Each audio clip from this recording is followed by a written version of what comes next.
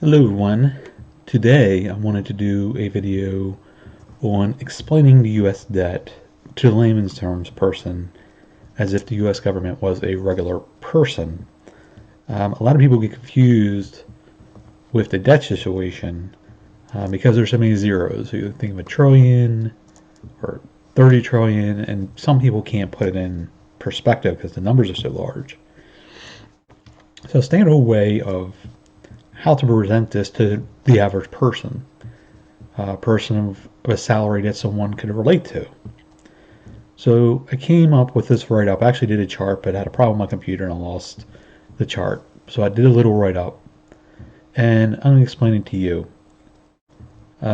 So what we're going to do is we're going to have this fictional person named John. He is the representation of the U.S. government. John makes $50,000 a year. His total debt is $405,660.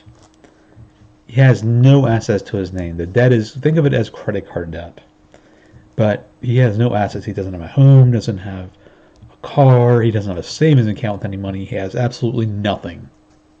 He just makes $50,000 a year, and that is it. Excuse me, I have allergies and they're bothering me today.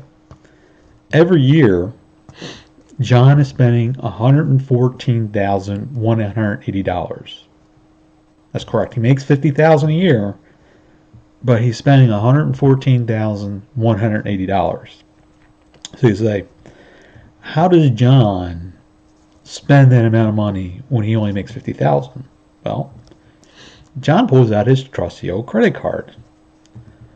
So John puts his $64,180 on his credit card. So he's putting the difference of what he doesn't have onto his credit card. So he's not saving nothing at all. The interest on his credit card is 1.33%, which equals to a payment amount of $5,375 per year. But you know what? John's not worried about that, because the interest payments that he's making per year only equates to his salary. It's only 10.75%. So he could easily make $5,375 a year. So he just continues on with this activity, keeps doing the same thing over and over and over again. But John does not consider what would happen if interest rates were actually to rise. So if you think about it, there's not much further that these interest rates can go down, because he's at 1.33%. I mean, the lowest you can go is 0, but there's not much room. If you look on the risk scale, 10% to 0, there's very little room for his interest rates to go down. So what would happen if his interest rate rise just to 2%? I mean, that's not even a 1 percentage point. That's 0.67 points to 2%. His payments now would be $8,113.20, which equates to 16.23% of John's salary. Well, how about if we went back to normal terms to say 4%? Say going up to 4%, right? And that's just a little over 2% increase. Now we're looking at $16,226.40, which now equates to 32.45% of John's salary. Now, these numbers I just presented to you doesn't include these numbers I just provided to you is just today's debt levels, because John is going to continuously put more debt or accumulate more debt on his credit card as the years progress, and this is going to become very unsustainable because John's spending is not changing. So right now, like I said, John is not worried about his debt. because he can make the interest payment every year. So this should paint a picture to you of what the current debt situation is in the United States, because I get a lot of questions now, like, with all the stimulus money, how are we going to pay it back?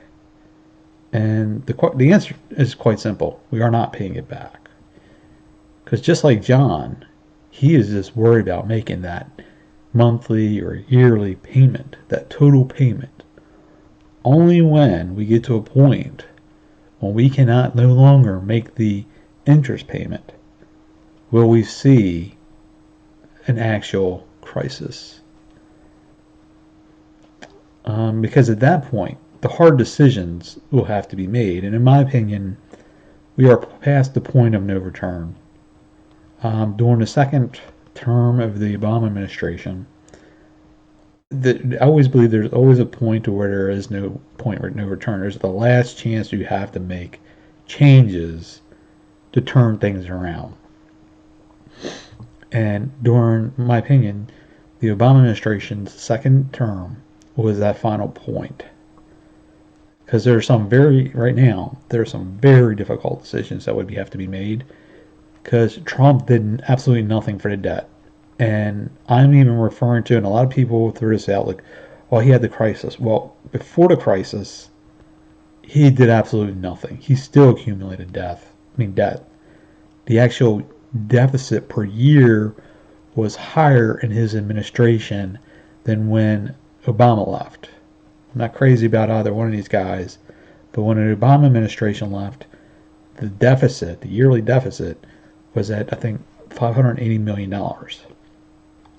When Trump, now this is before the crisis, the pandemic, it was $1 trillion before we started doing stimulus and all this stuff. This was in 2019. And it looks like the Biden administration is not changing course. So I hope this gives you a picture of what's going on. Not very positive, but it's very informative. One other thing you should be aware of, especially when you hear about debt. Whenever I look at the debt situation, I compared the amount of debt, which the last time I checked, I don't keep up on it every month, but it was like 28 million, I think, or 29. Do you like to compare it to GDP? Well, why don't we compare it to the actual revenue that's coming in, because the government relies on tax money coming in. Well, that would make the figures look bad. Because right now, if I was to tell you, well, the United States GDP, I don't know, just say it's 25 trillion. I'm sorry, I said the wrong thing, million. But it's 25 trillion. If they compared that to their actual revenue of 3.4 or 3.7 trillion, which was in 2020, which one do you think would look better? Because when you say you're comparing the debt to the GDP, let's go into John's situation. Instead of saying, I have $405,660 in debt, comparing it to my salary of $50,000. So what John would do would be he would go through the whole entire community, find out what everybody makes, and then compare it to the total of the whole community.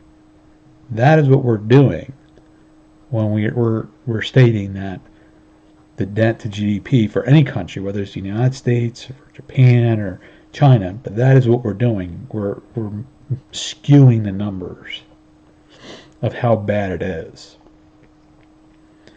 So I hope you guys found this very informative. If you have any comments, questions, leave them below in the comments section. And as always, thank you very much for taking your time to watch this video. Have a wonderful day.